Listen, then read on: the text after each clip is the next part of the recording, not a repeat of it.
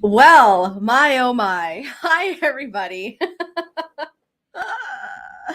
My camera wasn't working. It's still my crappy camera, unfortunately. I wasn't working. I couldn't get it to work, and I'm doing all the things. I had to reset my entire computer. How are you? How's everybody doing? Happy Friday. Happy office hours. We're going to get into it. I did make it. Oh my gosh, Joelle. It's been I don't know. My computer just won't, or my camera won't work. It's just it's already being used somewhere else. Where? I have nothing else open. But I do have a fantastic peanut butter, blueberry, chocolate, chia seed smoothie, protein smoothie to get us through today. Friends, we have some good questions here to go through. I have a couple things I'd love to talk to all of us about as well. I don't know if we've ended up losing everybody that was on. My apologies. I've been fielding all these messages to say, come back, come back. Everyone's been messaging me, which I really appreciate. All right, let me quickly because I've had to reset everything. So give me just a moment. I wanted to get on here as quickly as possible. And if you will bear with me, I'm going to quickly just go in and reassure a few folks here and there that we are indeed live and to come and join us. And in the meantime, hang on, I got everyone's questions up. We're going to dig into questions. Amazing. All right, let me just tell everybody. We're live. Okay, I'm gonna do a bunch of copy and paste.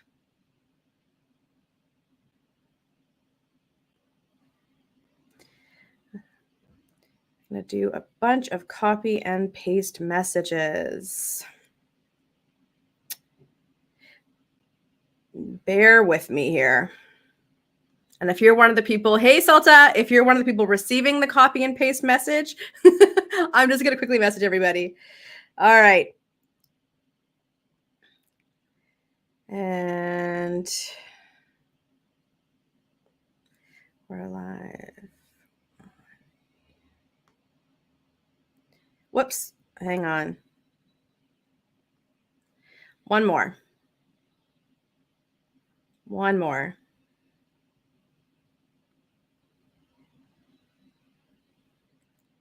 Wonderful. Done and done. All right. Let's get into today's questions. We've got some good ones. If you have some that you haven't had a chance to add into our the Calendly link, please go ahead and add those now. I don't know if you want, I would love to bring you up to talk while we're going through it. We're going to set a bit of a timer. We're going to kind of go rapid fire and get through your questions.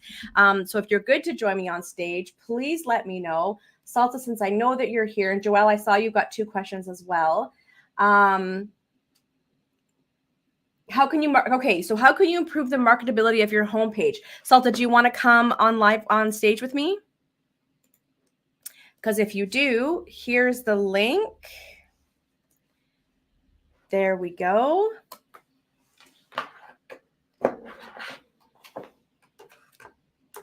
we're going to talk about improving the marketability of your homepage. Let me do this right here. You should hopefully be able to see that now. Perfect. And I'm going to pull up your website. And away we go.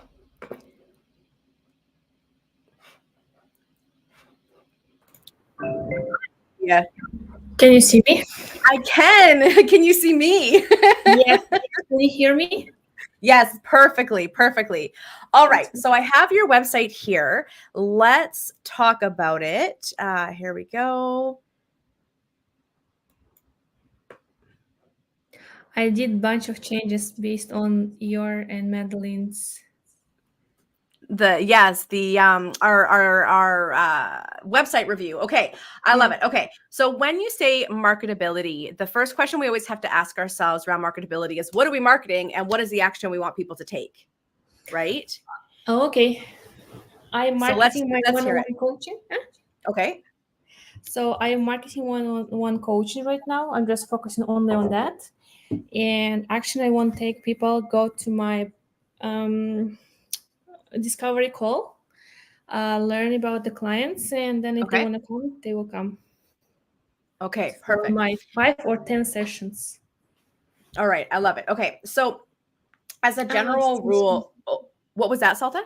no, sorry. I just see again my website. I was like, the this is still small. The letters. That's okay. Oh, Keep going. you know Sorry. why? Because I have it on my big screen. I mean, it looks fine to me. It's on my big screen. And don't Ah, forget too that people will increase or decrease the size as needed, right? yeah, yeah. So, okay. So again, a general rule, whenever somebody lands on your homepage, this sort of above the fold, as we call it, that goes back to newspaper times when we would have things above the fold in the newspaper. That was always the prime spot. So this is the prime spot of your website. And we want to make sure that within a second or two, people are able to know who this is for Okay. and what you help people either overcome or achieve, right? And so if we say unlock your true potential and live a life you love, it's good because you're talking about what people can get, but I feel like we could call out a little bit more of who it's for. Who do Okay. you primarily want to work with? I want to work with people who thinking to start their business or they Mm-hmm. are in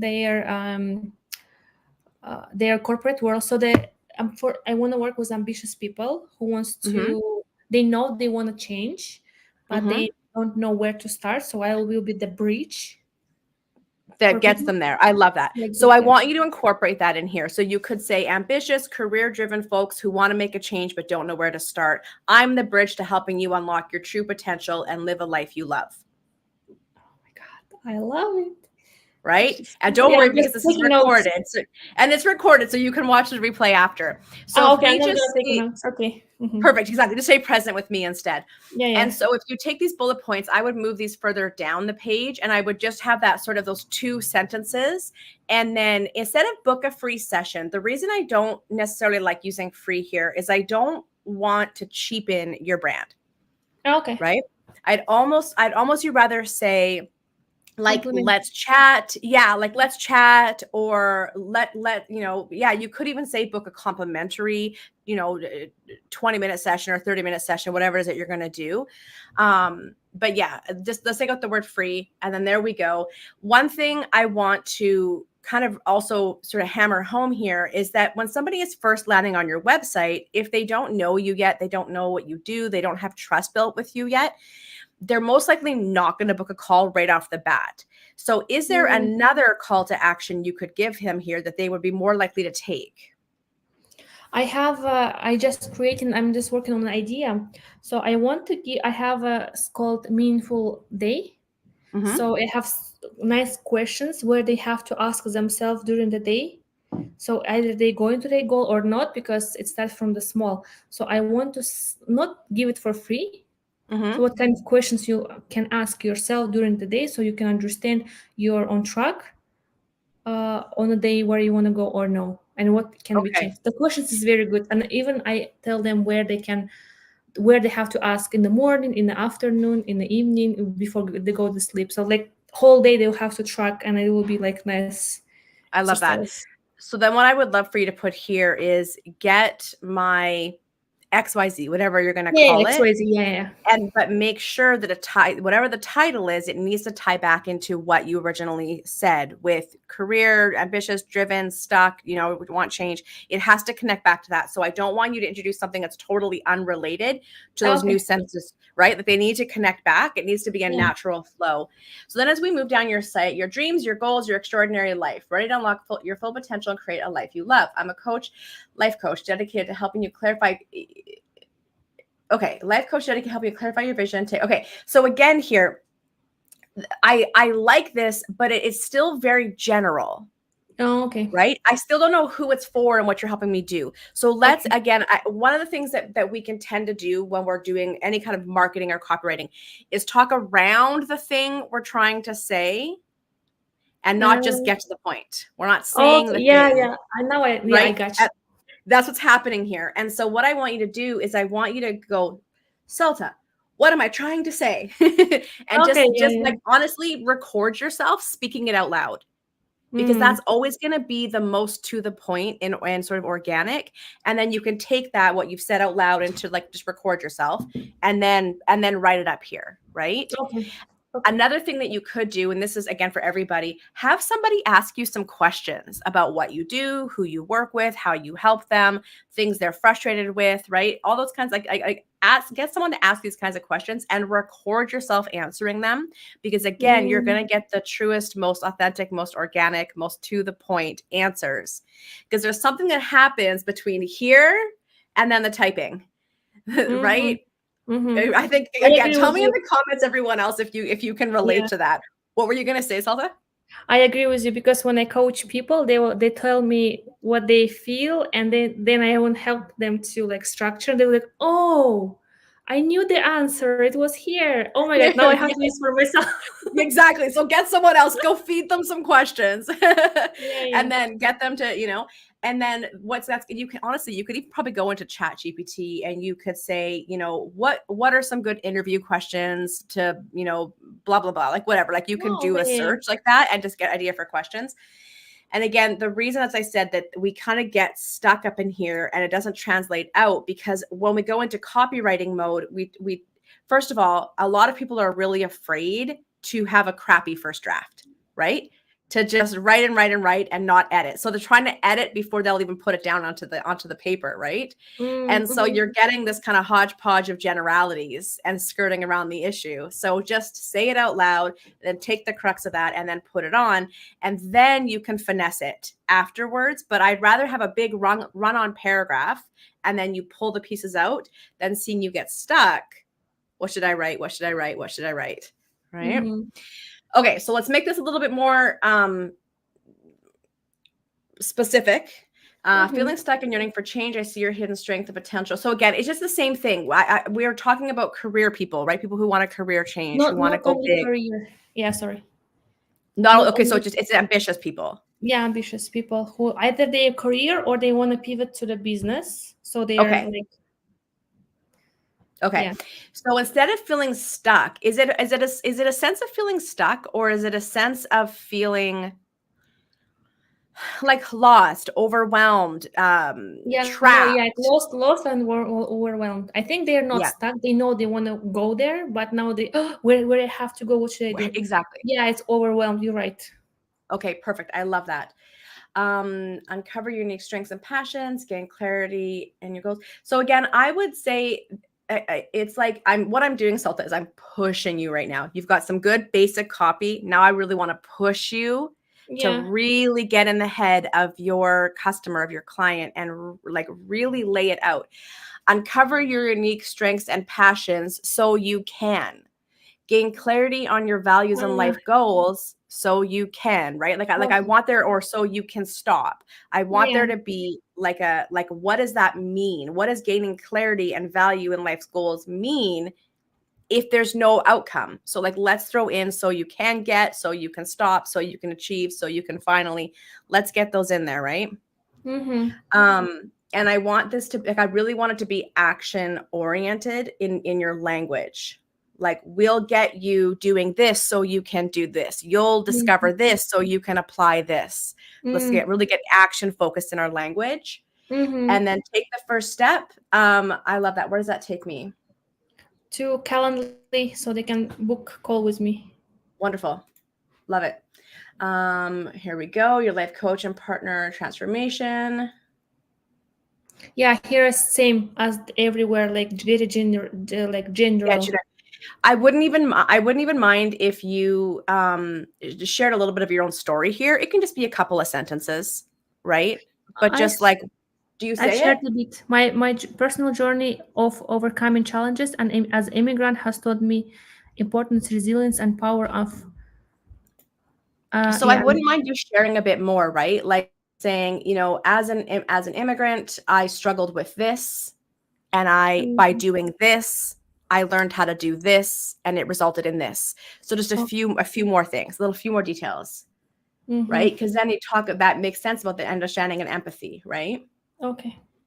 what you get from our sessions, book a complimentary call. I love that. Yeah, I mean, and then otherwise, like, it's good. Like, I just want you, like, this is good. We got testimonials. We've got a really good flow here. We've got your packages.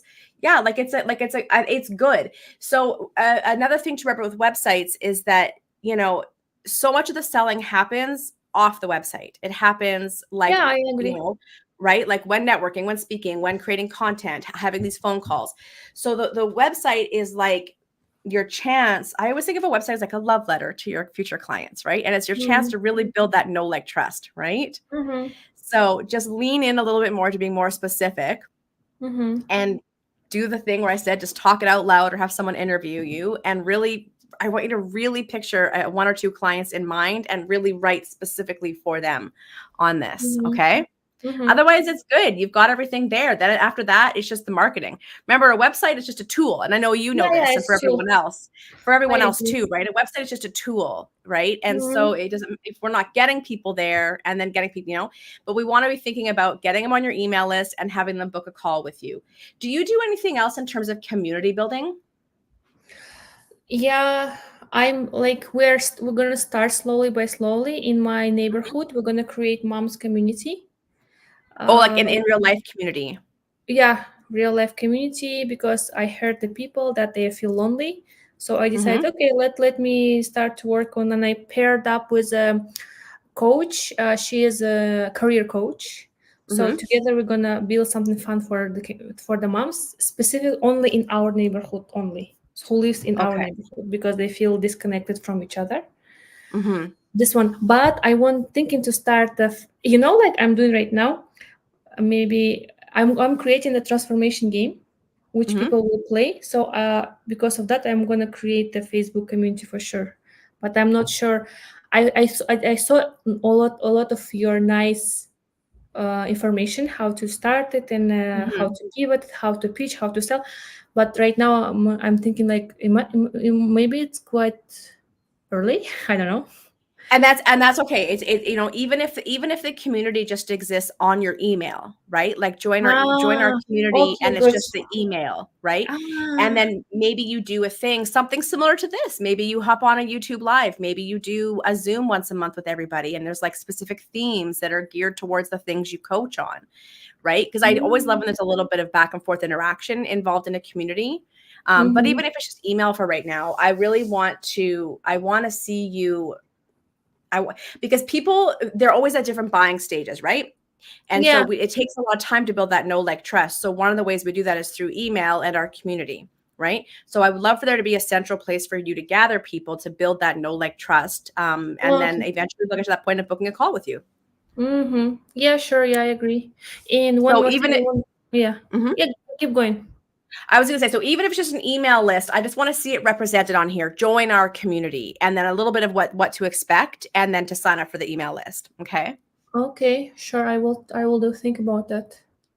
And also, I just want to say thank you for your educational content about the discovery call because it was Yeah. 1 hour. Right now, I made it 30 minutes based Yes. on your structure you teach me. Like you send the Yep. video. Now it's like structured, and I did once.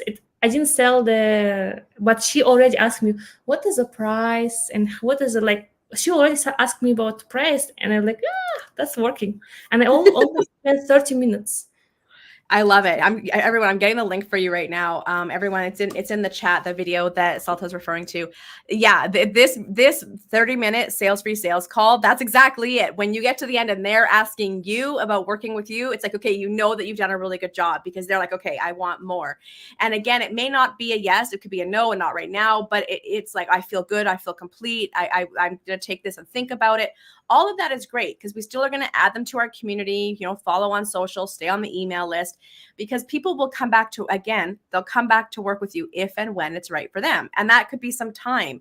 People need Yeah. to process things before they're ready to take action. And you're asking them to take action. So I love that. I love that. Mhm. And yes, don't do what everybody, that's just for you. Everybody, don't do 1 hour discovery calls, okay? 30 minutes. We don't want either of you feeling exhausted when you leave this. And as you get busier, you won't have that kind of time. So yeah, 30 minutes. Yeah. There's the link. Mhm. Sweet. Salta, okay, good. Are you feeling good? Yeah, thank you. It was like amazing. Again, thank you. I'm Awesome. gonna implement it. Perfect. And then, yeah, come back next month and show us what you got. Okay, I I will. love that. Awesome. Thank you so much. All right, I'm Thank you. going to How stop can I sharing. I'll go? let you. I can take you off. Okay, thank you. I Okay. found this. You got it? Okay. I feel so bad because it's always like kick from studio. It's like, well, can you be a little more gentle? Yeah, let's go. Let's go. Do you have the link there, Joelle? Come on up. Come on up. All right, let me get your questions. It was a little bit long. I needed to reread it. Okay. Awesome. But when I follow up an email, they have not responded or booked. Okay, so let's talk about this. I'm going to change your question here. What to do when people hang on, I'm gonna add you in here. What to do when people fill out an application but don't book a call is basically the question, right? Well, hang on, I can't. Or you there you go. Yeah. Okay. Or they don't even respond to the email. Okay, so what I'm just going to read this again. So what you're doing is you've got a form for people to fill in, and they're interested in working with you, and 4 people have filled it in so far. Awesome. But then when I followed up in an email, they have not responded or booked a call. Okay, so I mean that happens, right? That I do that too. They fill out the thing because you know how it is. We've all done that, right? In the moment, something strikes us. We fill out the form, and then all of a sudden we're getting a call and an email, and we're like, oh God, why did I fill out that form? Right? Mm-hmm. That's okay. Couple of things that I want to have happen from this. Okay. Number one, when they fill out the form, is there a checkbox for them to get added to your email list? I don't think so right now. Okay. Let's add that in. So at the very least, they're going to be on your email list. Okay. And then you can build the know, like, trust there. Right. Again, you can tie your lead magnet to that. So there's a nice little welcome series for them. Right? Letting them know all the cool things that you do, what to expect from the community, you know, big welcome to the community. So let's go with that. So at least if they're not ready to talk to you one-on-one, because that's a big commitment for some folks. Right. We're going to go on your list. The other thing is, do you have on your form a question that gauges how ready they are to get started?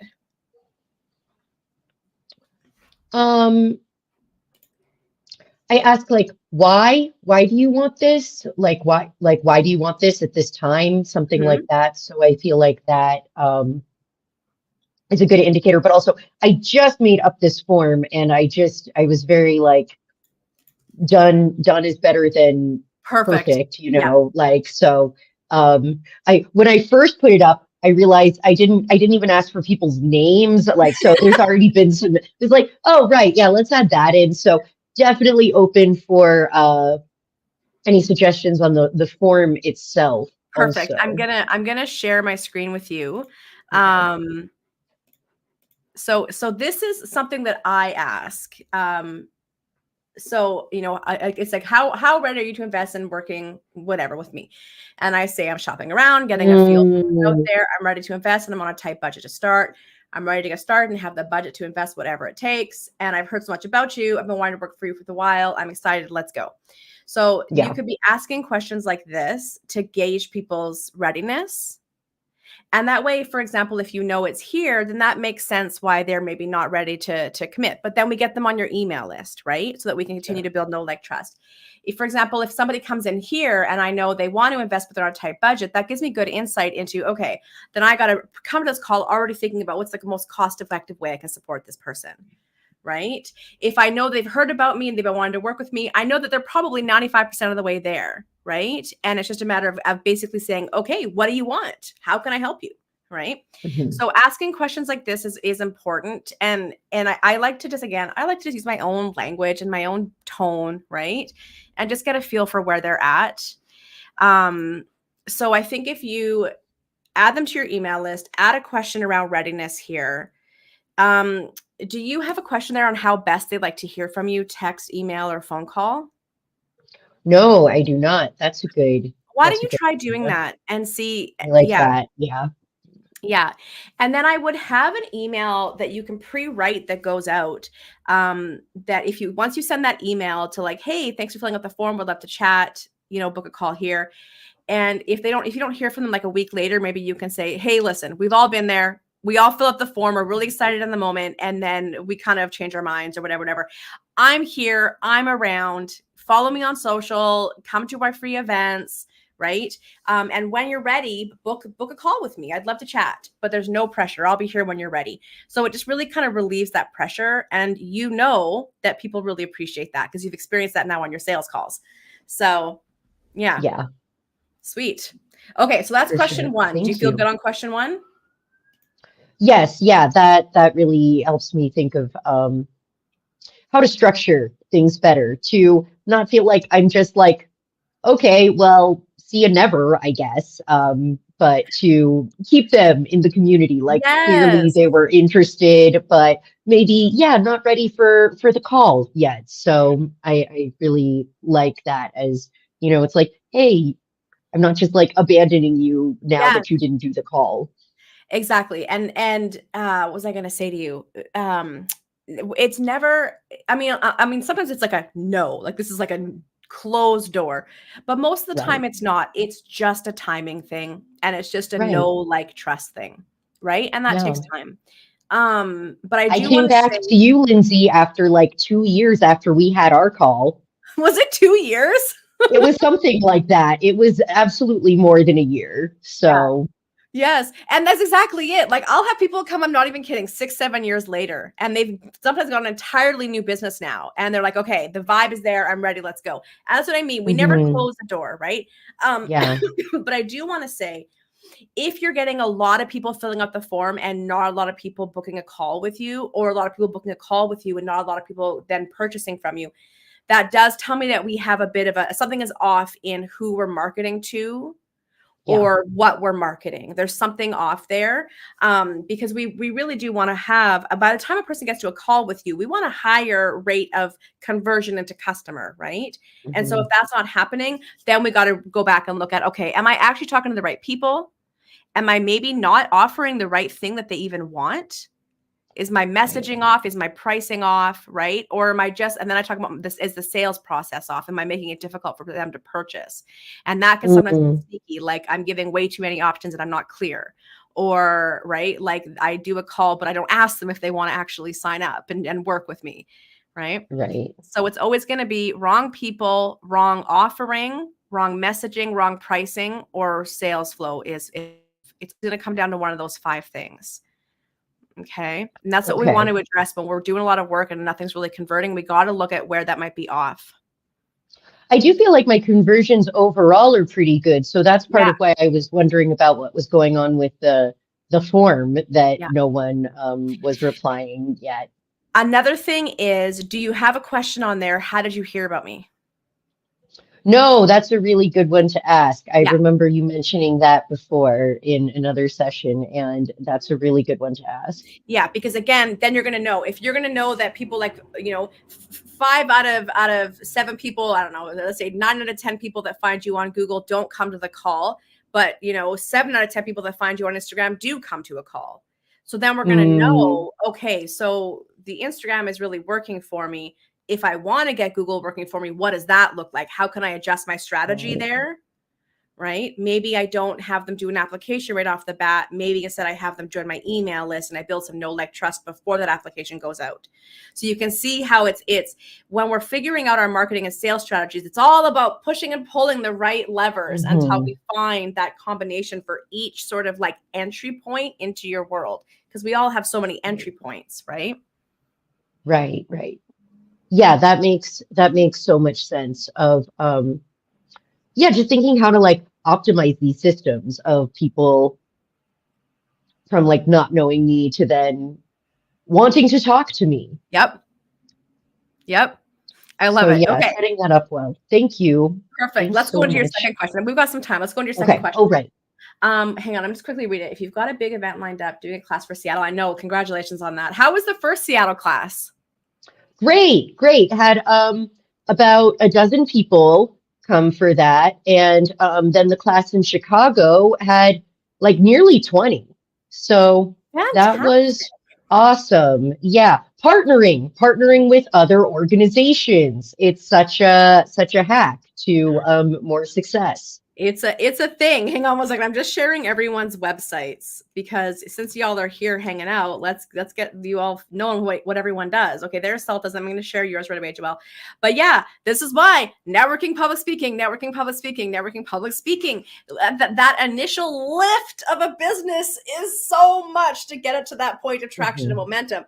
And if we can share that lift with multiple people who are out there talking in the rooms we're not in, opening the doors we're not aware of, right? It just helps in that lift. So, all right, let me quickly grab your website because I want to share it with everybody. It's just Butch Yoga, right? Yep, butchyoga.com. I have made some tweaks since the website review, but have not implemented everything yet. But even the few little tweaks there felt good. Amazing. I love it. I love it. Okay, we're not going to get into that one today. We're going to stay focused. Okay, so yeah. Okay. If you've got a big event lined up, what would you recommend as the best way to invite people to be part of your community? I love it. Let me just quickly put that into the this thing here. Best way to invite people to my community at a big event I'm speaking at. Speaking/teaching. You're like a business question translator. It's amazing. It's part of it's one of my superpowers. That's why I tell people I love working with a hot mess. Bring me your hot mess. Don't worry, I'll find our way through. Okay, so yeah, you've said you've got a QR code here. And by the way, folks, anyone that's watching, if you've got suggestions, please throw them in the chat. You've got a QR code for smaller groups of what you recommend as a big group from a big crowd. So I thought it was really pretty. I did it very branded and stuff. Although it got some pickle juice because we were at a barbecue. But yes, that's. Oh my gosh! Side note: I just saw a thing for pickle sushi, and so I don't know how I feel about it. They put pickle juice in the rice, and then they batter and then panko crust a pickle, and then deep fry it, and then wrap it up with the seaweed in the rice, and then they sprinkle. There's more pickle chips or something on top, and I was like. I mean, I trust the process. I kind of want to try it, but I try it. That's a lot of pickle. But I also saw a pickled donut from a new donut place here in Vancouver. It's a new pickle donut, and I'm not gonna lie, I'm gonna go try that. Okay. Waiting for the update on that one. I will send a picture. Okay, so you got the QR codes. Okay, so now, you're speaking, right? Yeah, you're teaching for this. I'm pretty sure I'm going to be on a stage at that. So I have not been to this event before. I do not know what it's like, but it's like an open lawn kind of situation. And I'm pretty sure there will be a stage and I will be on it. And at the small group classes, it was just a couple of people. Easy. So I was like, come up and scan it if you want. But I imagine it's going to be more people. I don't know how big it's going to be, but I want to be prepared to meet people at scale. First thing I would ask is, are you able to put up some sort of title card? Is there a projector? Is there a screen? Can I have a title card for when I'm teaching with my social handles, my name, my logo, my social handles, and a QR code so people can easily follow me? So find out that first of all, because if you can, then do that, right? Have your logo, right? In Butch Yoga with the imagery, and then the little symbols with your @ and then a QR code. And then the QR code, same thing. I would just put the QR code. What does it go to now? Does it just go to all your general links? Well, I think it's probably expired now because I just paid for the cute one for 2 weeks. But I'm going to I set up a welcome page. It's if you go to butchyoga.com/welcome, it should pull up I think the page that I set up. That's just a little landing page to get people's email. And I did get maybe about 7 signups from those classes. So yeah, and had an automated welcome email go out. Wonderful. But I have not scheduled any follow-up, but I'm just proud of myself for having done that. One step at a time. Marketing is a multi-layered thing, and we got to be okay with just one step at a time. Right. Hey, Anson, welcome to Butch Yoga. Yeah, I think I've read this before, right? Name, email, city. Great. I love it. And then once somebody submits, okay, I want to see here to follow you on social. Okay. Yeah. Smart. Yeah. Smart. I love how anytime I submit something for you, it brings me to such a nice landing page of like more options of how to work with you and like next steps. That's like hashtag goals for sure. So what is this? What is the platform you're using here? This is HubSpot. So does HubSpot have a custom thank you page option? I think so. Great. So then just take it, and then just, you know what I'd love to see? I'd love to see a photo of you. You can even next level if you want to record a 30-second video. Hey, thanks so much for subscribing. Welcome to the community. So excited you're here. I've got a bunch of things down below for you to go and continue to check me out. Yes. Wow factor. Wow factor.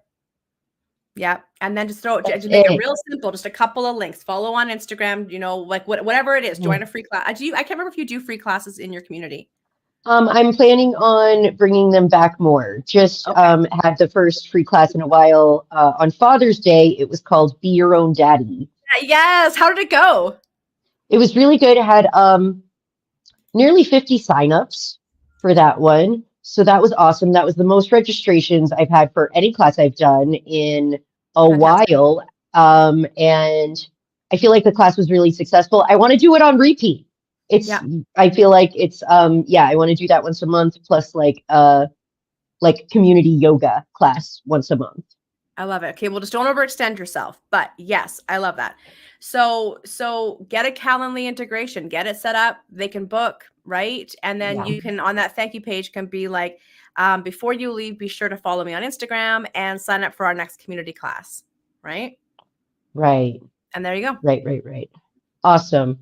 Thanks so much, Lindsay. Wait. Hang on. Wait. Okay. Wait. I want to come back to this first, though. Okay. So see if you can get that a title page sort of thing on the screen. Right. And if you can't, and just design it in Canva. Canva has QR codes. Like, keep it simple, right? Okay. And then, Salta, I love this. Always taking. Honestly, that's an honor. Okay. And if you can't do that, then I just want you to be very clear. When you first come on, make sure you introduce yourself. Hey, everybody, I'm Joelle, right? We're going to do this. But before we get started, everyone grab your phones, open the Instagram app and go to, is it just Butch Yoga? Yep. Yeah. And go to Butch Yoga and follow me right now. I'll follow back. And then give them a couple of seconds and then go, all right, let's get into today's class, right? So just make sure a lot of times, and again, do the same thing at the end. If you love today's class, pull out your phones, go to Instagram, add me here if you haven't already. Be sure to DM me and tell me your favorite thing from today's class, right? Let's get a little engagement happening, right? A little DMs happening, okay? And so a lot of times when we're presenting, we are so focused on the content that we forget about introducing ourselves and having a call to action, right? So make sure you do that intro and don't just speed through it. Take your time. Do your intro. I don't mean drone on and on and on, but I mean like, right? But sometimes people can just be like, okay, let's go. It's like, no, hey, everybody, like, take your time. Take a minute or two, right? And then at the end, do that call to action. Follow me here, right? I love it. Sweet. Awesome. Yes. All right. Good. How do you feel? Good. A lot more clear on how to move forward from here. Thanks so much. You're very welcome. All right. I'll let you see yourself off stage. I think you probably know how to do that from last time. I think so. Yes, you don't have to kick me out. Bye. Thanks, Joelle. All right. Who would like to go next? I'm going to take a peek at our other questions here that we have. So we have Anna. Anna, are you here? I think you said you were here, right? Let me just read your question. Ooh, you guys, you're giving me big, long questions.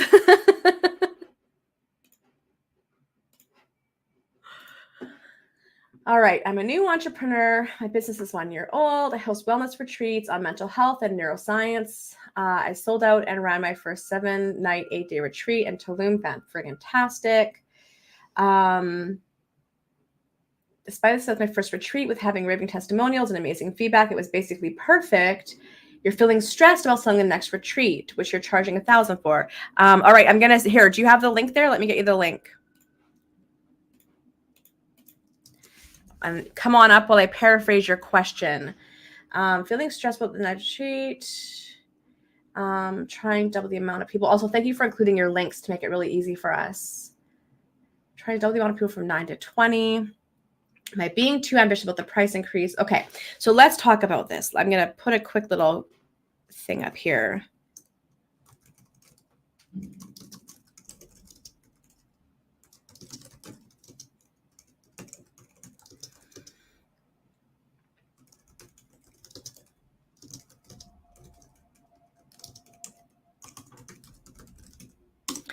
All right, this was a huge paraphrase. But hopefully that's what you're trying to say. While you come and join me, I'm going to open up all your links.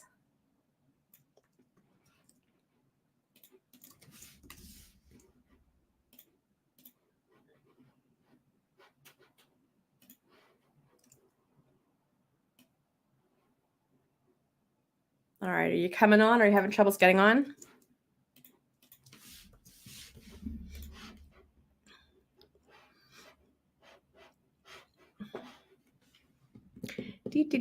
I'm just waiting for you to come on. Let's start sharing our screen.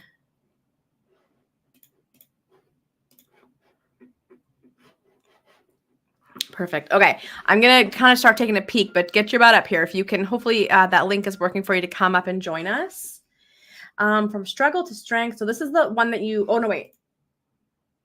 Which one? Hang on. Are they the same?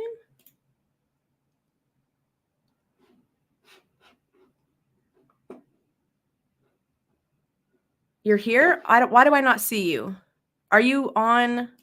Did you click the link? Hold please, friends, while we're just getting some technical difficulties going, sorted. Here's the link. I just shared it again. It might take a few seconds to get to you. If you click on that, because I don't see you in my waiting room.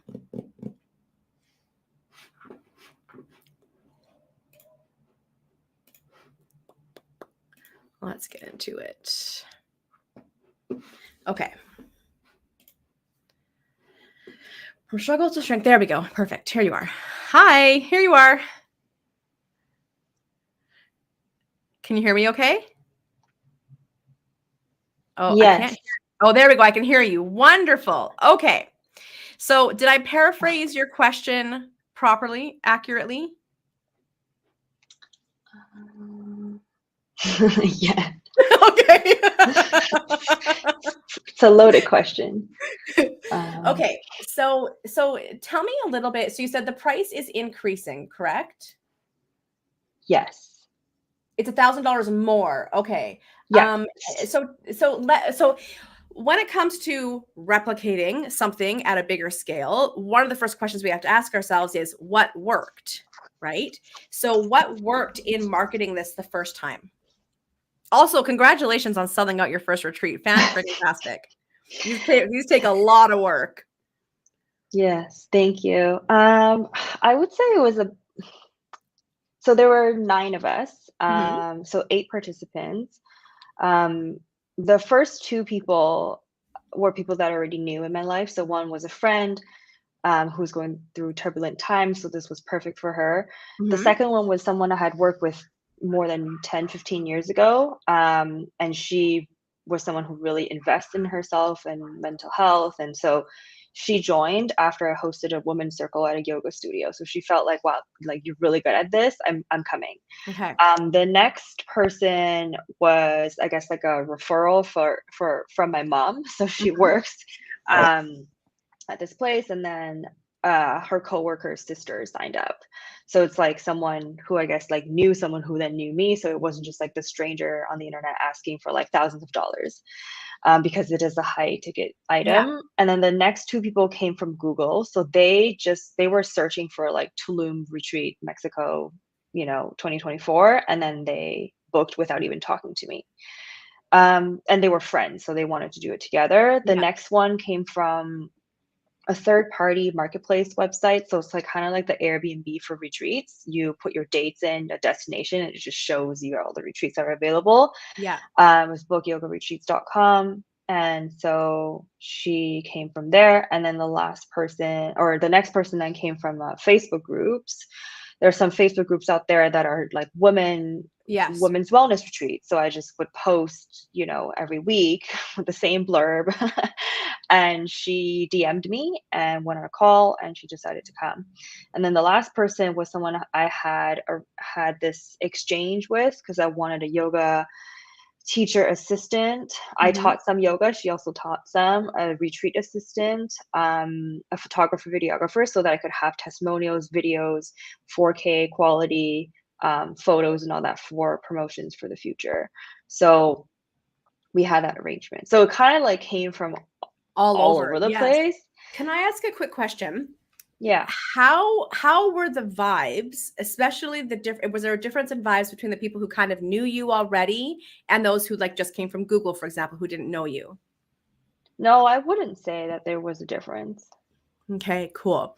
Okay. And so, with the people that came from Google, did they tell you or communicate what it was about your retreat that made them say yes? They said that they read my website and everything they saw resonated with them. One of the things that I wrote was like, this is not for you if you're an asshole. Everybody loved that. It's like, you can't come if you're toxic or mean to others. That's like a bare minimum. Yeah.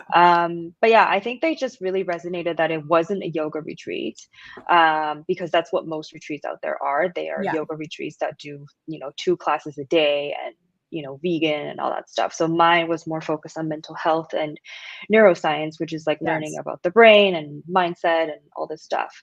So like it's less of a Mexican retreat, and it's more of a like headspace retreat that happens to take place in Mexico, right? Like it's more about like, is it like, or did you find people were coming more for the location or more for the content?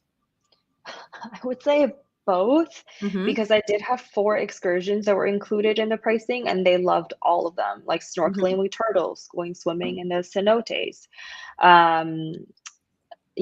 visiting a monkey sanctuary, and then this museum that's called Azulik, which is world famous, that's in Tulum.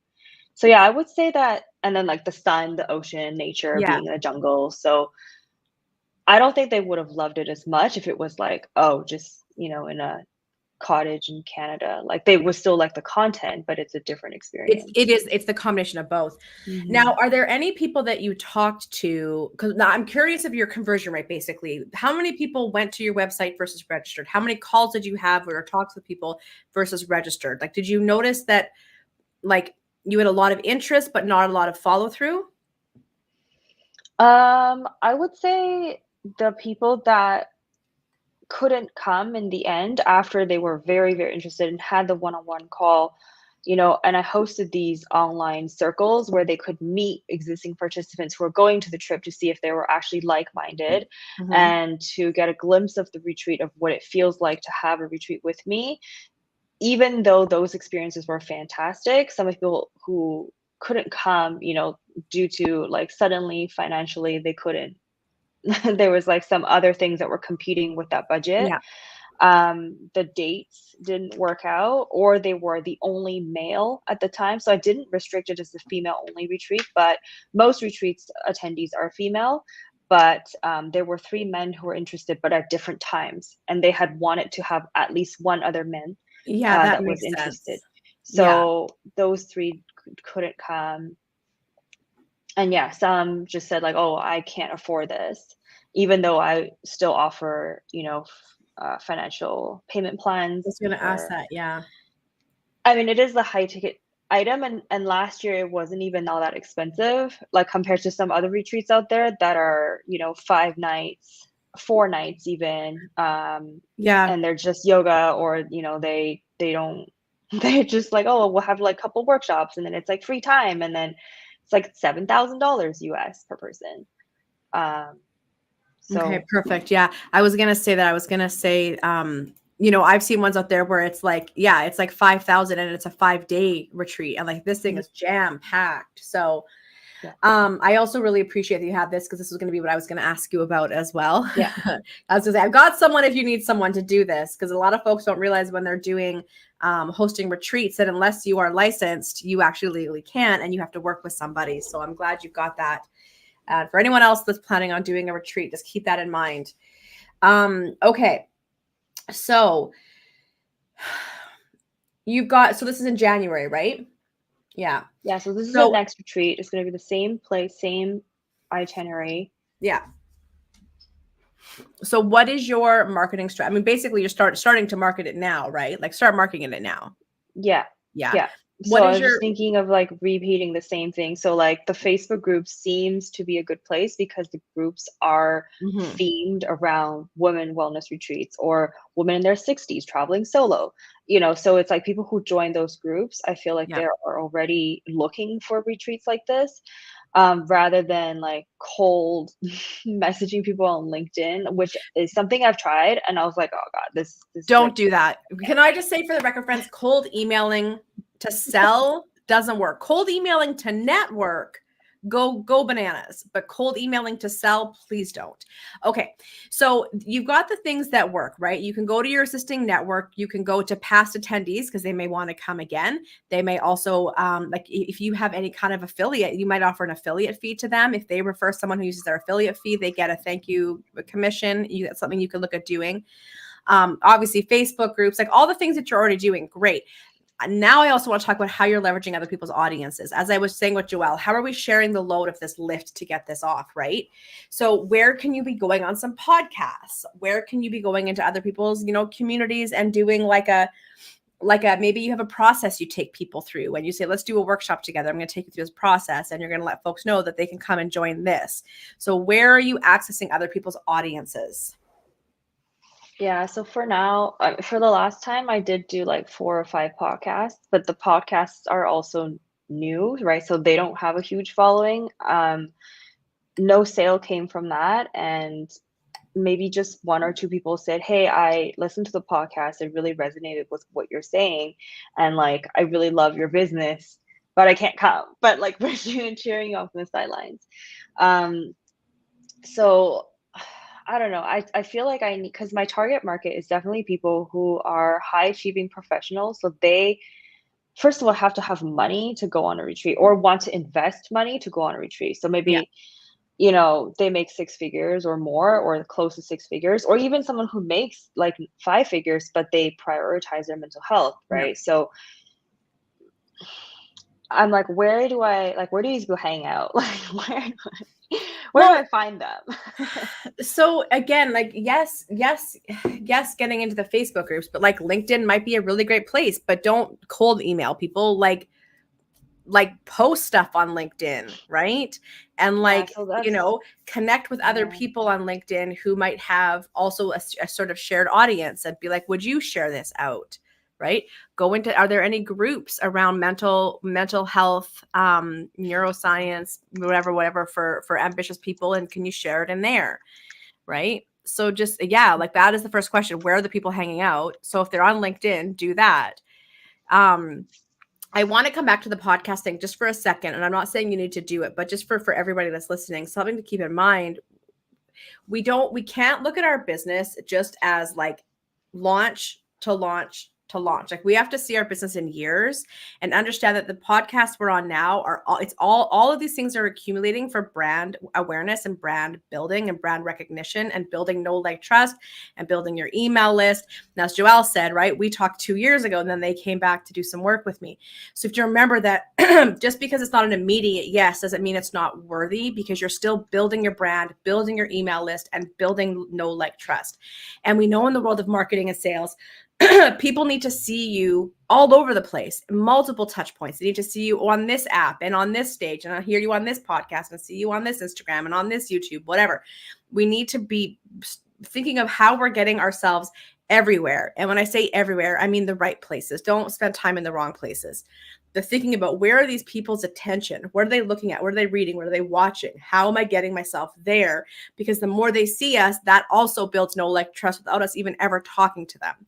The other thing you could potentially do is do some ads, like some Meta ads and some Google ads. Did you try that last time? I tried last time, but I only advertised to get people to come to my webinars. So in the beginning, I had the idea of working with therapists. And I thought even maybe the therapist would come on the retreat and us co-facilitate, but didn't work out. But I did have like 3 or 4 webinars where I did partner up with therapists. But again, like the therapists, I don't know anybody who has a huge following, like hundreds of thousands of followers, and say, hey, if this person's coming on a webinar, then like all of their clients would come. And then like, there's a huge, like, I think the most I had was maybe 10, 12 people on a webinar. And then I spend ads to get people to come to the webinars. But then I was like, this isn't working out. And it was so much money.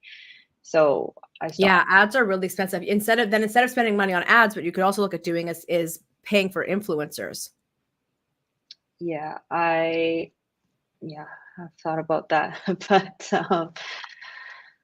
yeah, What's the hesitation? So I did think about it. I think for me, it has to be the right type of influencer, not Obviously, just, yes. Yeah, so it has to be the right type of influencer. And I think I want someone who really needs this in their life. Like, they must be struggling with something. And I think most influencers don't really, I haven't met any that are like very, very vulnerable about their like mental health struggles. And that became like, is what made them become like a famous person on social media. And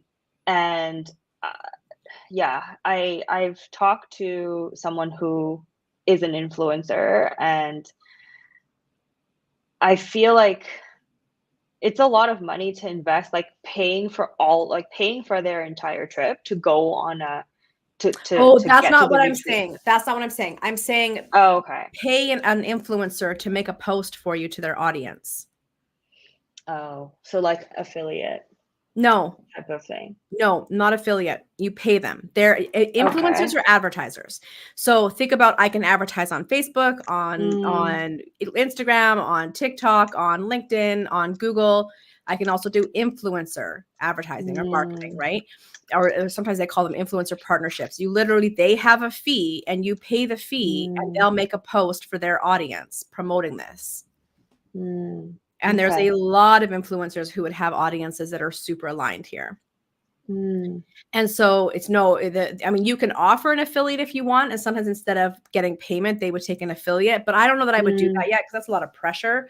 I would probably just find out who has Salta. I'm going to talk about how to find the right influencers in just a moment. But who has an audience that is they're creating the kind of content that your audience would enjoy, right? And if you go with somebody who has like 3 million followers, that's going to be very expensive, right? But if you go for somebody who has like 8,000, 10,000, 12,000, so they're like a micro influencer, right? They're going to have a much lower fee, and generally they have still pretty good reach with their audience, right? Because they're not so huge now that it's just a the mishmash, right? They've got a bit more of an intimate relationship still with their audience. So that's a potential thing. Salta, to your point of finding the right influencers, I mean, you can research it, right? You can go on TikTok and go on Instagram and like look up by keyword, look up by people. Like, you could do an initial Google search, get hooked into at least one influencer, and then go see who else gets suggested, other influencers like them, or who those people that follow that influencer are also following. Like, you can do a little bit of research there to look into it. The other thing is, there are agencies that represent influencers, right? You might be paying a little bit of a higher fee there, but it means that these are probably influencers that are very good at what they do with their ads, right? With their promotional posts. So yeah, TikTok and Instagram, I would potentially reach out to some influencers, because the thing is if you think about, I'm only having to sell 20 spots. Well, you know what I mean? Like, if you get 1 or 2 people from each influencer, again, I don't know how much your budget is for marketing, but I don't know the stats, but like, like the percentages, the ratios. But I mean, even if you get half of this sold out through influencer marketing, cool, amazing. Right. And then I would also consider doing affiliate marketing, because again, and that's where, you know, you people share it with their email list, they share it with whatever, and they just get an affiliate fee if when people book through their link. So that you can do through influencers, but you can do that through regular networking, right? And again, both of those things. So typically with influencer marketing, if they already are doing this, they're going to be very good at creating videos that go to their audience. They're going to know how to talk to their audience. But I would still Google like how to do an influencer marketing campaign or how to do an influencer partnership. And same with affiliates. I would Google how to do affiliate marketing, and you know, what kind of swipe files should I give them? How does it work? Because there are some technicalities there. But again, it's paid, yes, but it's a great way to get into these other audiences. And then there's the free way, which is doing podcasts, doing, you know, lives, doing workshops, doing, you know, lunch and learns, like in real life and online. Right. And so it's going to be one of those things of, do you have more money than time or more time than money? Right. And then that'll help you decide which direction you want to go. Right. Yeah. Tell me what you're thinking. Yeah, I think it's like sometimes I think about how tough it is to sell something like retreats, and I'm like, why didn't I just do like sell t-shirts for $20? And then I don't know, but then I know there's other problems that come with that kind of business. But you know, I just feel like marketing and sales isn't really my thing. Like I'm really amazing at like creating the best trip, like the best experience. I can make all that happen. So yeah, maybe part of my, like what I'm thinking. So for example, yesterday I made a LinkedIn job posting to like have SDRs or brand ambassadors, whatever you call them, like sales reps. Yeah. It's basically like, hey, sell this retreat, and for every spot that you sell, you're going to get some percentage commission. Yeah, it's trying an affiliate. Yeah. Yeah. I'm feeling like I want to offload this to other people, but for social media, I'm also like not really like doing like, I haven't done the like put my face out there on TikTok. You know, it's just like I have posts, I have carousels, I have testimonials now from the participants from April. And I have like later.com where it's like content scheduled every day for the next 2 months, but I haven't shown my face or like, you know, put myself out there. And I was like, oh, I don't know if that's what I want. It's almost like I want someone, or maybe it's a different business where I like reach out to, let's say, someone who has a network. For example, there's a doctor in Toronto who has a pain management clinic, and then he's thinking of offering wellness retreats to his patients and things like that. And so he's like, hey, maybe I'll offer like annual retreats and then you plan it for me and I pay you. I'm like, oh, that's great, because then I have to market, I have to sell. It's a private, you know, retreat for that clientele. Yeah, you can totally do that. So is my understanding that you're what is your official title? What is your official thing? Yeah, so that thing I just mentioned is totally new. I hadn't thought about it until recently, but before, so my business is Healing Journey Retreats. I wanted to host retreats that help people's mental health and wellness. Whether it's me doing the retreats or me being behind the scenes organizing the retreat, and then having someone who comes in as a spotlight to be that star that teaches all the workshops, that's something. Okay, so I'm going to hit pause for a second. Okay, because this is pointing to a much bigger issue, which is when we start. This is for everyone listening. When we start a business, we often only think about the delivery of the thing, the doing of the thing, right? We're a website designer. We are a coach. We are a retreat facilitator, right? We only think of ourselves as practitioner or doer. But if that was the only thing you had to do, you could just go get a job and you just do that job, right? But when we enter the world of entrepreneurship, we also have to become marketer. salesperson, bookkeeper, right? Like admin assistant, like we become all these things. And so this is a thing where marketing and sales is what you have to do because that is a part of a job description of a business owner. Now, something you could consider is partnering.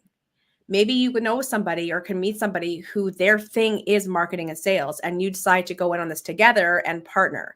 And so they can do more of the lifting around that, and you can do more of the curriculum design, the networking, the public speaking, like the outreach and that kind of stuff. And they can do more of the marketing, the selling, the content, all that stuff. And so, partnerships can allow us to grow exponentially because we're sharing the workload.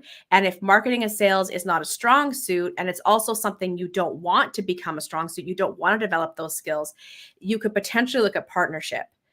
The other thing you could potentially do, and it does help, because if you get the right partner, man, does it make entrepreneurship a lot less lonely and hard, especially as you grow and you just get busier and busier, right?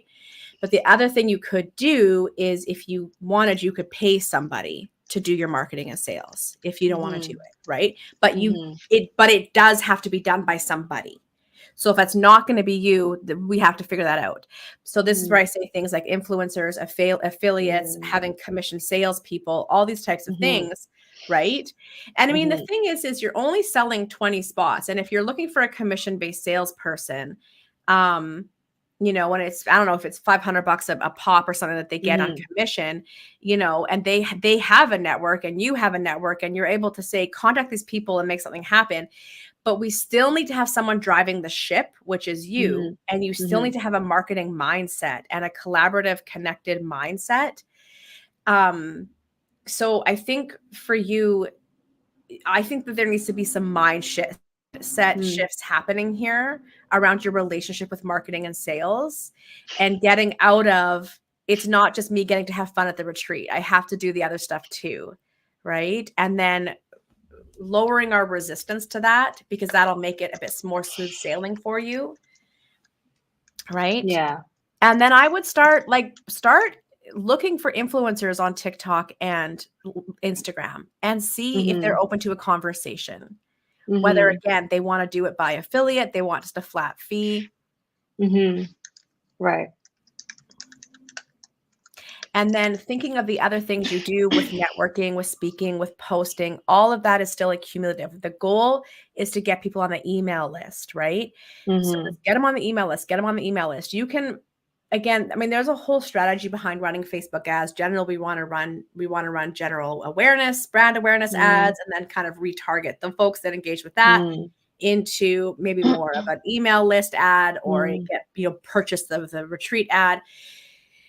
But because you did have people refer last time, and people come on Google and join you just off the strength of your marketing, I have no doubt that it will be a similar case. Yes, the price is going up, but your marketing is working. So it's just getting very clear on the things that are working, lean into those. The things that aren't, just stop them. You don't need to do them, right? Like you said, with cold emailing. And then look at where you can offload some of the heavy lifting onto other people by accessing their audiences through affiliates, influencer marketing, a paid salesperson. Yeah, so the Google search, I was like, oh, is it because I wrote blogs every week, that then had SEO, right? Yes. That then contributed to my website. But then it's like, should I hire someone or do SEO for, I don't know, 8 hours per week? I don't know, right? Like, it's just like things I haven't done. There's so much to do. And I'm like, okay, if I could just do one thing that is the least amount of, or like that has the biggest impact.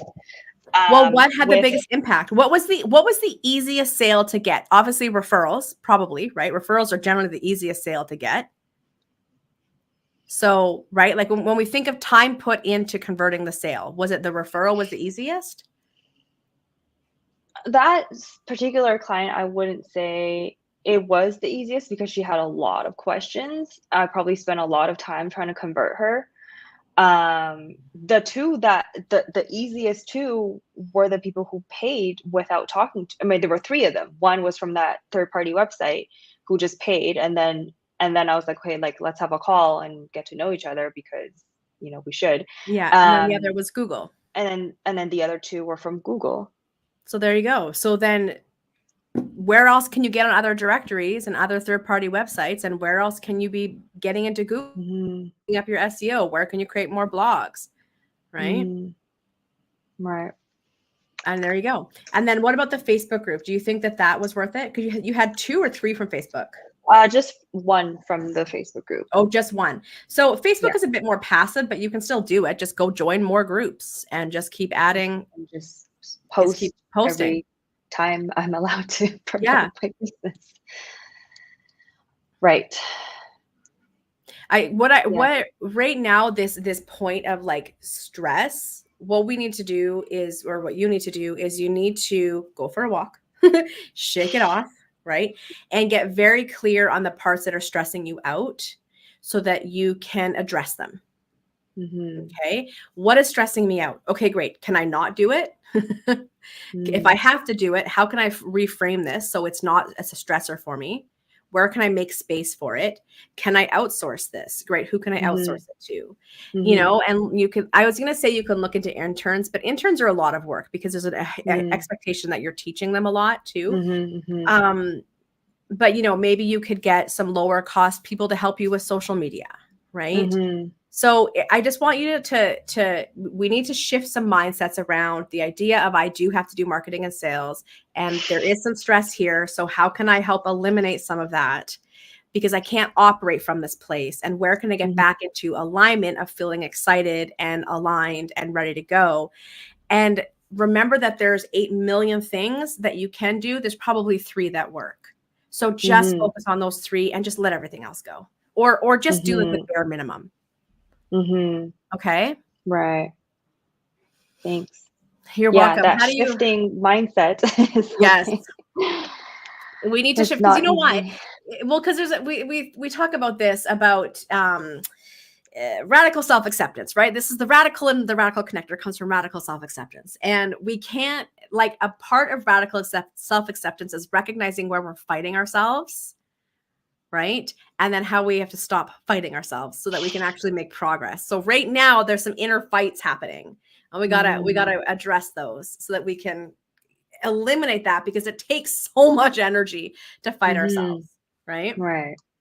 Yes. Thank you so much. And I'll look at the comments. I haven't had a time. Perfect. I love that. Yes, Salta Thank just you. mentioned that she stresses less about marketing with my videos. I love that. Salta, if you have any videos that you've seen recently that you think would be effective, please share. And can I just tell you, this is just reminding me why I need to make my own space to make more YouTube videos, because I want to make YouTube videos about the little things that we've talked about, to be like, here are some suggestions.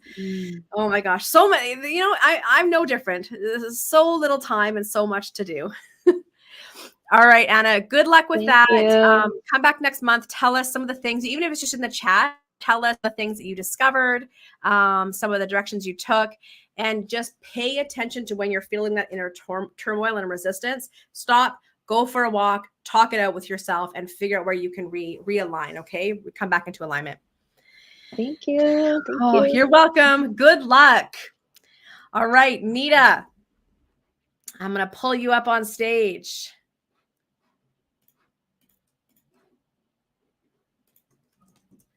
The videos in the membership. Yeah. Yes, folks, if there's anybody, although I think everyone we have just a very small crew today because I was 10 minutes late.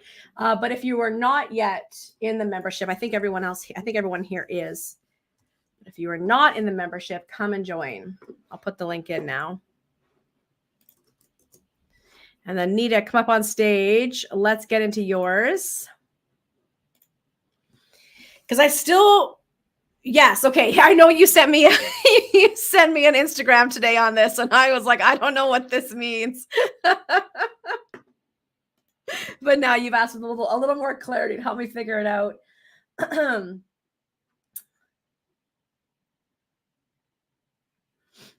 All right, just waiting for you to pop on.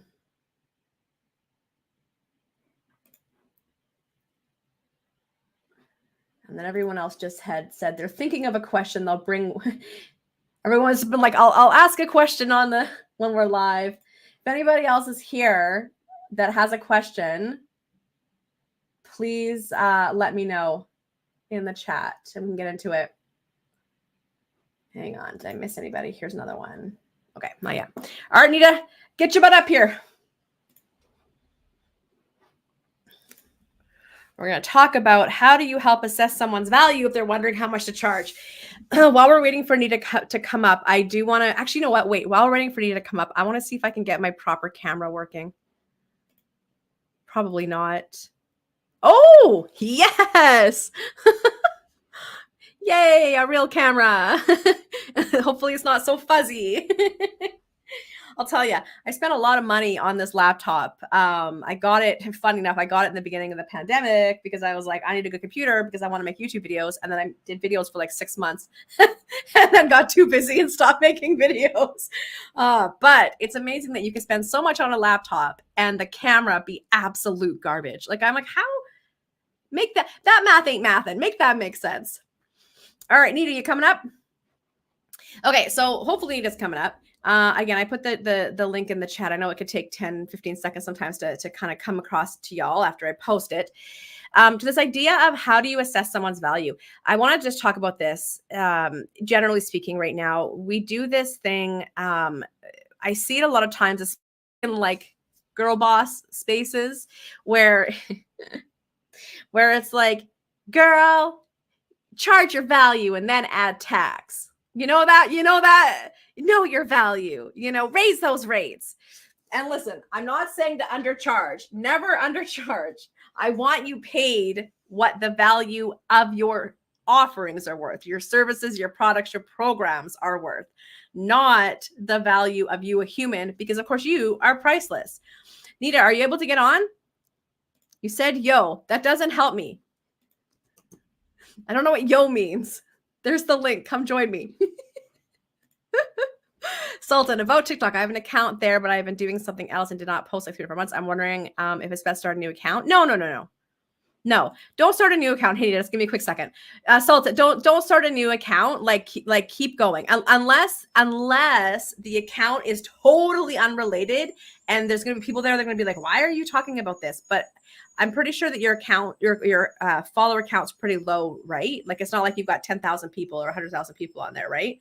So no, don't delete it. Just go to town. Okay, Nita, come back.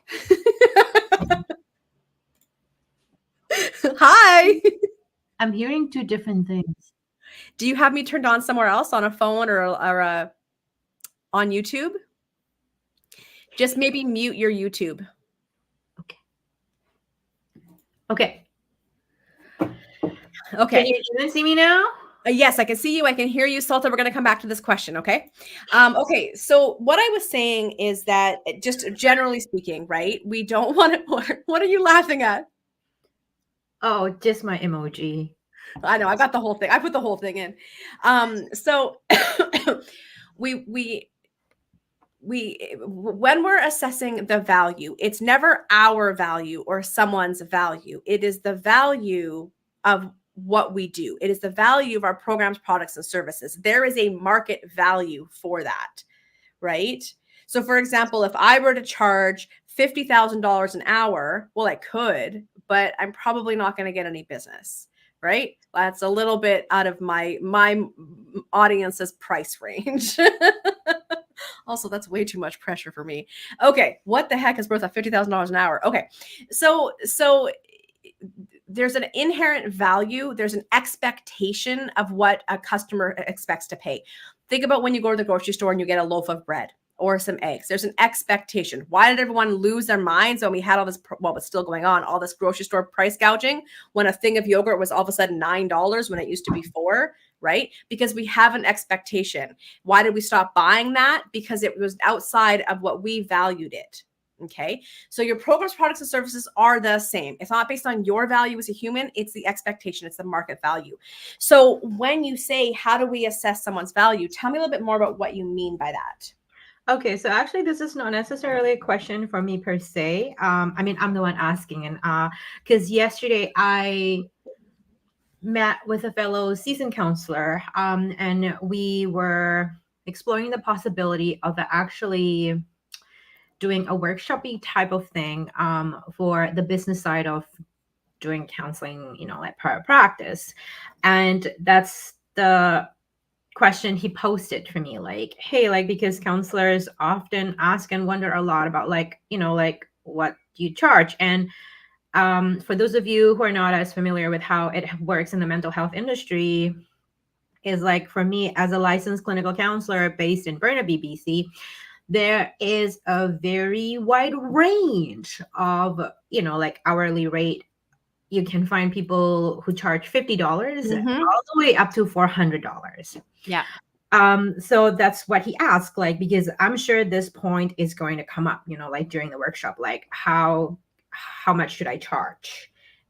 So yeah, that's why I asked, like, hey, like, how, if I would get help. Great question, Nita. I'm going to actually coach you through figuring out the answer on your own. Okay. And friends, as I'm asking Nita, please reflect how you would answer. Okay.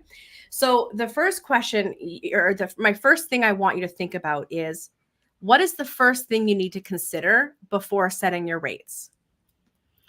Your business expenses, actually just your overall, like, life, what do you call it? Like, life expense, like, how much do you need to earn, right? Okay. All right. So if the first thing is how much you need to be earning, you have expenses, you have a certain amount that you have to make every month. So within that, okay, so let's throw a number out there. Let's throw a number. How much do you need to be making a month? It doesn't matter. Just give me a number. For example, if someone needs to make like 10K a month. Okay. So how many people could a person reasonably see in a month? That's, again, a very wide range, because there will be counselors who see up to 8 clients a day and 30 clients a week. And for me personally, that's not me. Yeah. So how many would you see in an average month? Right now, I'm still like halfway through my caseload, though probably I'll max out at like 10 a week, actually. 10 a week. So we're looking at 10 a week or 40 a month. Yeah, let's say 40 hours a month. So 40 hours a month. So we know you need to make $10,000 from seeing clients, and you can do 40 a month, 40 hours. So how much per hour is that? For aiming to 10 a week, actually, I'd be good at, like, is it 200 something? I forgot. I did the calculation once. I got to get my calculator. I don't know. It's Friday, friends. I'm not doing math. What's my phone doing? That's what calculators are for. So 10,000 divided by 40 is looking at $250 an hour. 210, yeah. 210 or 250? Oh, doesn't matter. Let's say 210. Okay. Yeah. So then what is the next question you have to ask? Now that you know this is my minimum hourly that I need, what is the next question you have to ask? Your business expense, right? No. No? Okay. You've already figured that out, and you already know you need to make 10,000. I'm not sure. The next question is, who will pay $210 an hour? Gotcha. Okay. My market. Right? Mm-hmm. So who are the types of folks who would pay $210 an hour in your market? People with extended benefits. Mm-hmm. Yeah. Okay. So remember what I said earlier, friends, that if something isn't working in the business, it comes down to one of 5 things, right? You're talking to the wrong people. You're selling the wrong thing. You're using the wrong marketing messaging and languaging to sell it. What you're saying isn't connecting. You're charging the wrong price, or your sales process is off, right? So that's why we got to go, okay, how much do I have to charge? Who is paying that, right? Another way that you could have looked at that was, who is my market? Who do I really want to work with? What are they expecting to pay? Because that also helps you go, wait, is this viable or not? Because so, for example, let's say that I really want to work with these marginalized folks, and they typically don't have extended health, and they're paying out of pocket. So the most I can charge is $80 an hour. Okay, then we know that's not viable to get you to 10,000. So you're going to have to supplement with another kind of revenue. So perhaps it is a group program. Perhaps it is a public speaking fee that you get, like speaking fees, right? Perhaps it's a course or something like that. Perhaps it's affiliate marketing, right? So we need to always be, again, back to our conversation of pushing and pulling the right levers. We have to find that right combination of market, offering, right, pricing that makes it viable for us and worth it for us. And if you really, really want to work with marginalized people who don't have extended health benefits, and you know you have to charge lower, that's fine. But then we go, okay, where else am I supplementing it? So we got to get creative with our revenue. right? And if we're like, I really, really want to work with marginalized people who don't have extended benefits, but I don't want to do anything else but counseling, then maybe you shift your marketing and messaging to people who have benefits for a higher price point, and you offer a group program or a really low cost something for people who are marginalized. But it's a less of a like a output for you. Right. So again, as you said, Nita, there's so many variables. It depends on the person, it depends on the audience, it depends on so many things. So it's all about what are the right levers for me that I have to push and pull, right? It's like a DJ soundboard thing. Like, what are the right things that I have to do to get that sound, singing for me just right?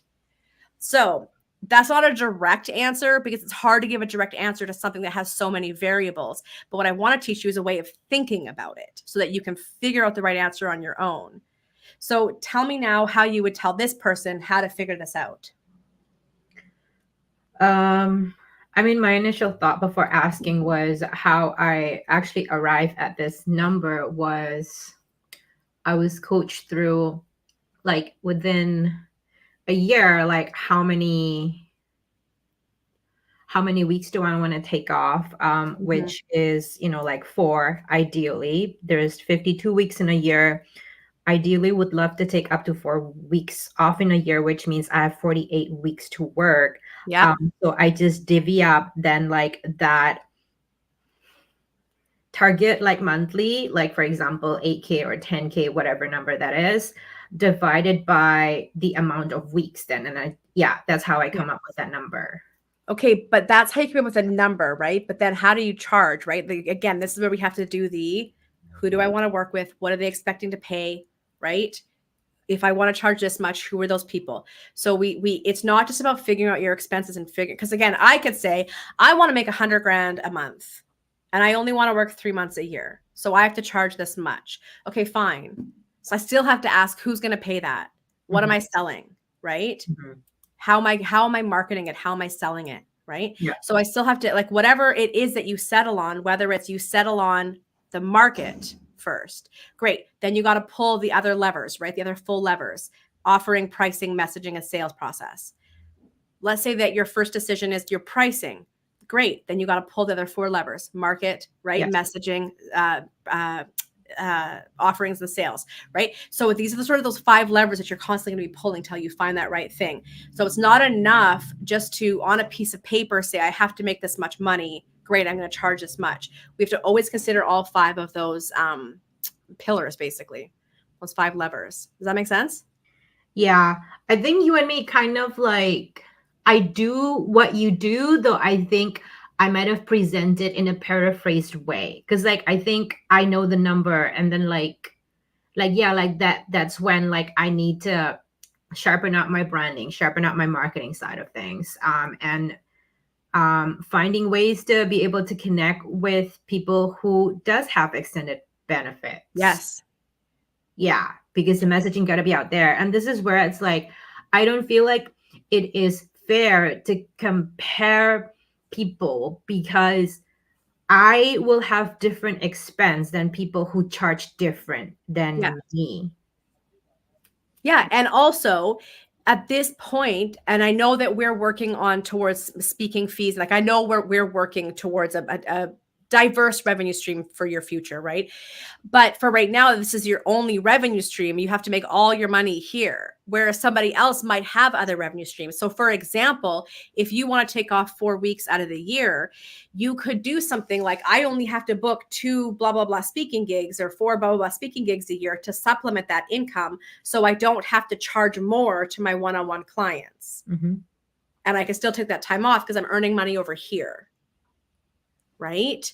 And so again, or I only have to run, 2 group programs a year at this to be able to supplement that.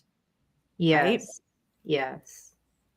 Does that make sense when I talk about like supplementing your core revenue stream with other revenue streams? And this is something that is really important, right? As an entrepreneur, because you kind of start, like I generally recommend folks start up with sort of one main core revenue stream, because it's much easier to get into some traction and momentum, marketing and selling the one thing. It really lets you get out there and go, go, go, go, go, go, go, go, go. But eventually you are going to want to diversify and have other revenue streams, other revenue sources, especially when we're looking at things where we can now get to scale. So we're talking to multiple people at once and being paid a higher like at volume, right?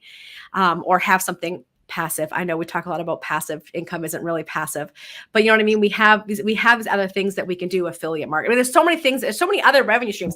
We talked the other day, Nita, about YouTube and how much you can monetize on YouTube. You can once you get to a certain level, you could be having ad revenue from YouTube, affiliates and sponsored posts, memberships and subscriptions, selling your own stuff, right? So there's so many interesting revenue streams, but it's important if you're brand new that you're trying to just focus on one to get that market research, to get that traction, to build that brand reputation, that exposure. And then when that is solid and you're really making good money, like let's get you to 6 figures, then we can talk about getting serious about revenue diversification.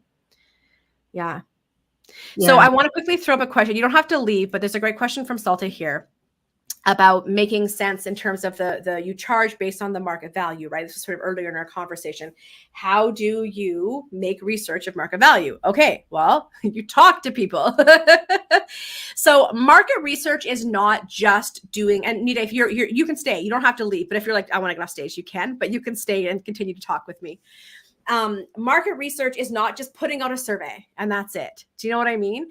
Market research also comes from working with people, right? So when you're working with folks, with your clientele, they're going to tell you if the price is too high or too low, because all of a sudden, if you charge too much, you're going to see your conversions drop, right? Or if it's too low, everyone is like, yes, yes, yes, yes, yes, yes, yes, yes, yes, yes, yes, yes, yes. If it's too much of a no-brainer, then probably we could stand to raise our rates a little tiny bit on that one, right?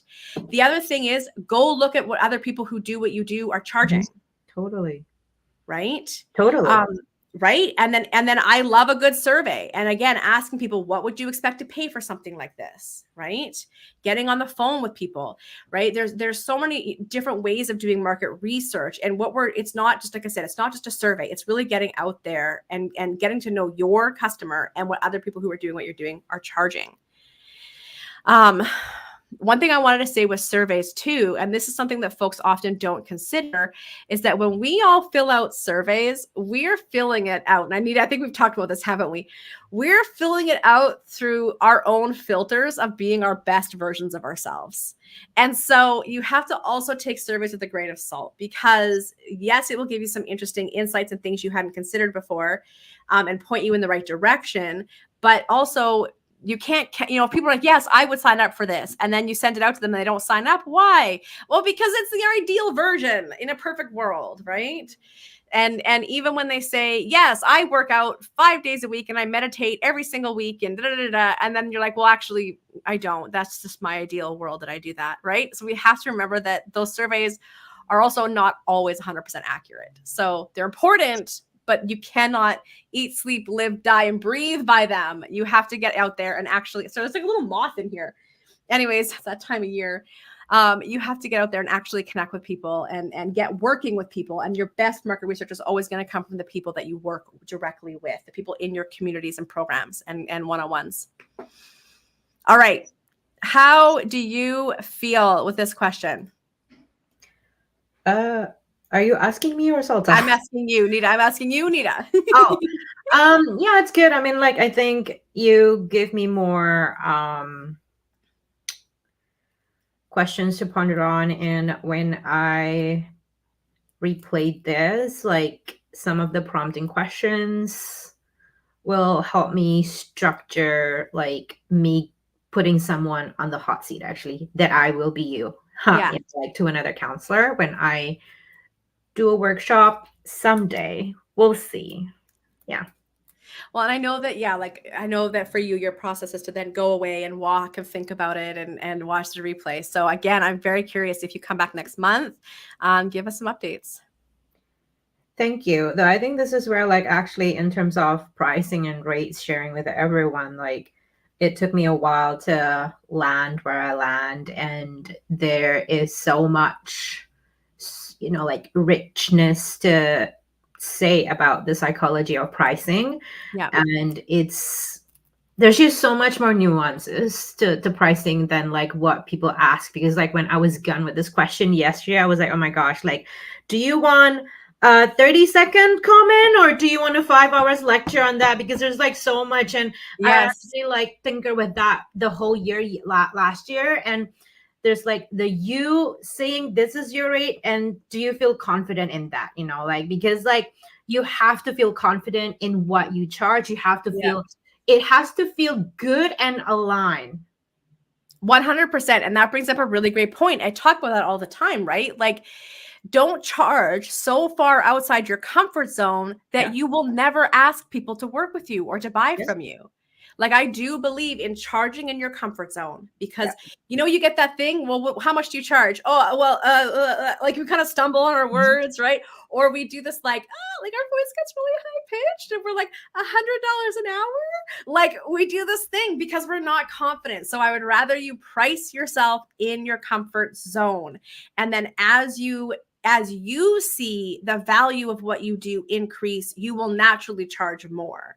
I remember, oh gosh, this was early in when I started working and doing this kind of work. And I think I was charging at the time like $120 an hour or something. And I know, right? That's a killer deal. I know. Oh my gosh.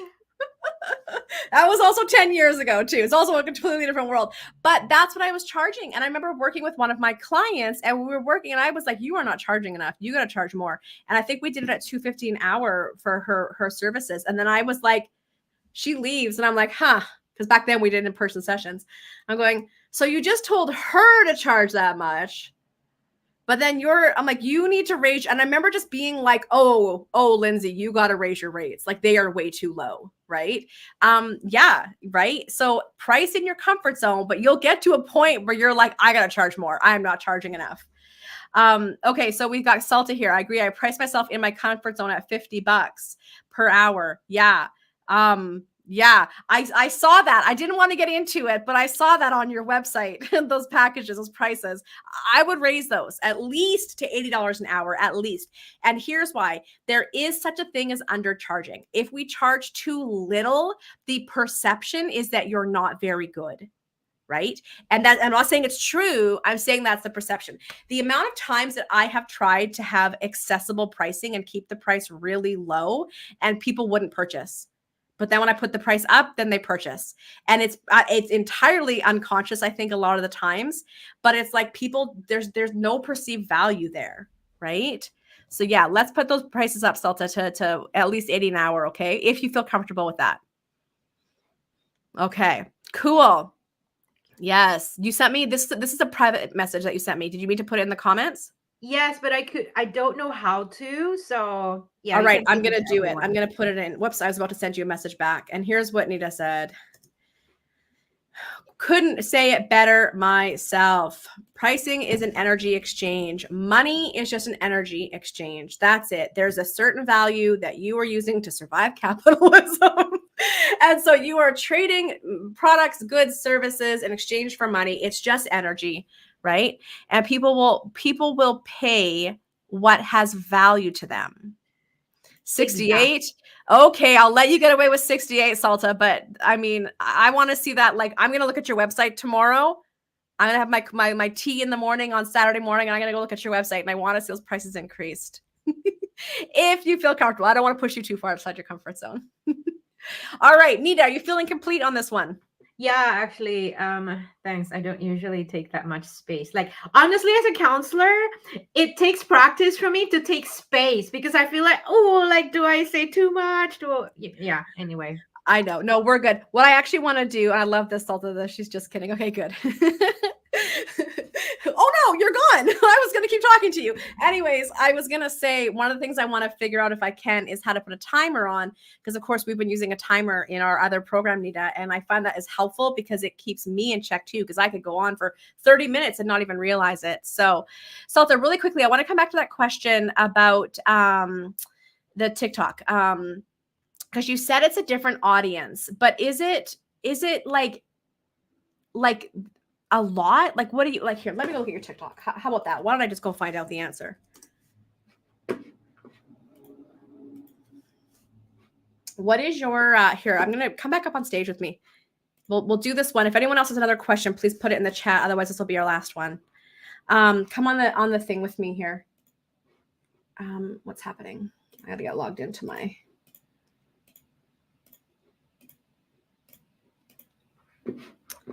Logged into my account on you guys. I took TikTok off my phone a couple of months ago, and I am just like, no, I can't do the TikTok anymore. I'm spending too much time here.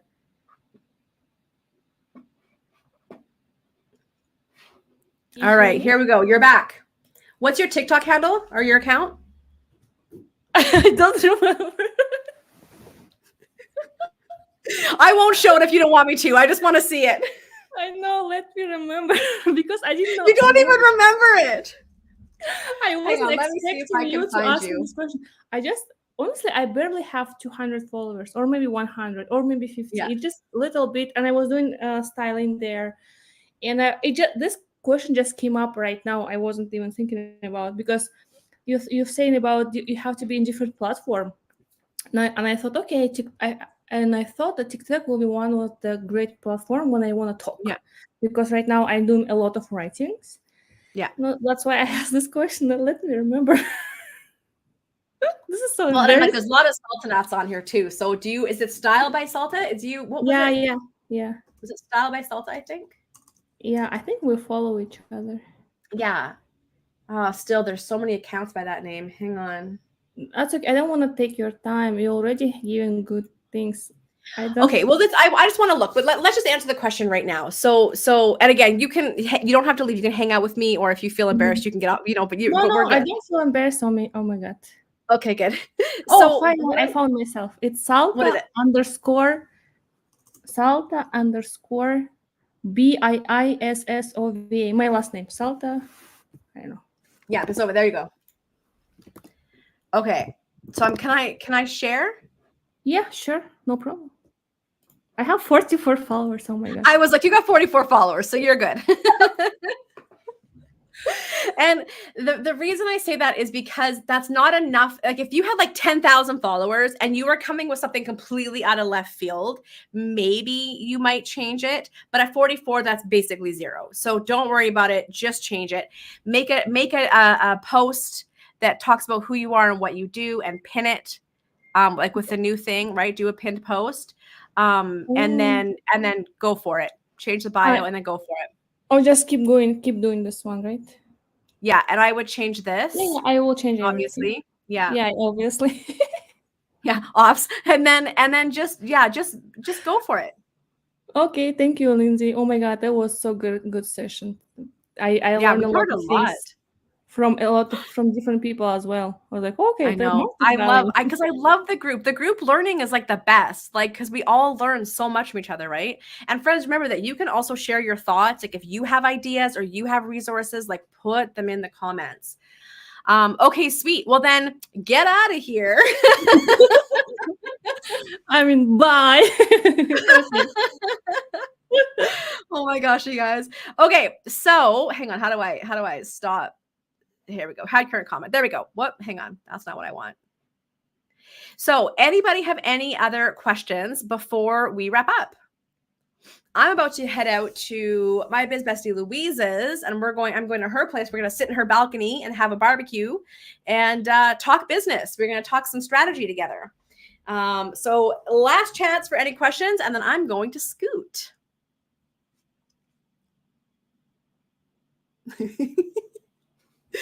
It's always so awkward because we have that delay. Let me entertain you. Hang on. While we're doing that, I think let me grab some links. Okay.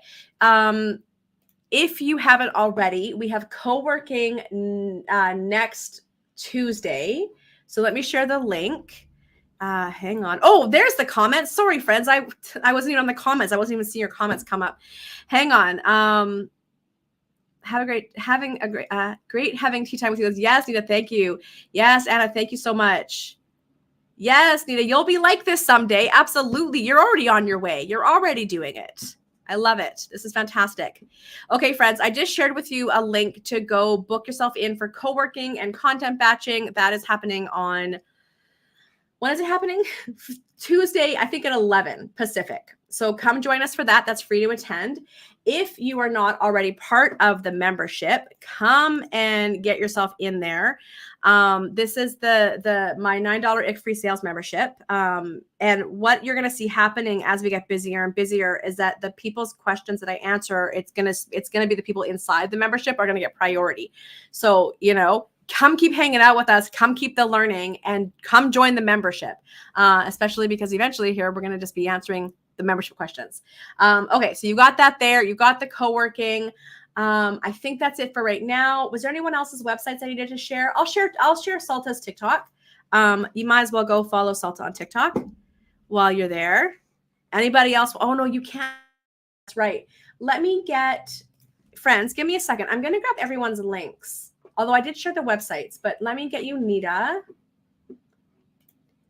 That's the only annoying thing is that we can't share links, and I wish we could because I want you all to be able to network, but that's okay. I'll share links for you. You know what I'm going to do? I'm going to start doing this. I'm going to start adding, I'm going to add in a little thing on the Calendly booking where you all I'm going to get you to say, what networking link do you want me to share?